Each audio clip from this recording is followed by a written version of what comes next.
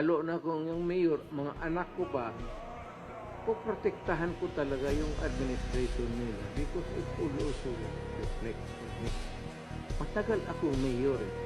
So yung mga bata na yun, naging mayor yan dahil sa pangalan ko. Ako naman naging mayor dahil sa tatay ko.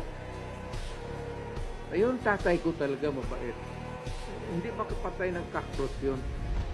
Pero nung panahon na yun, ang Davao, medyo peaceful pa, hindi masyado. He was governor. 3 term, hindi pa kasi wala pa yung pulled up, wala pa yung droga. Yung tatay ko was appropriate sa panahon niya.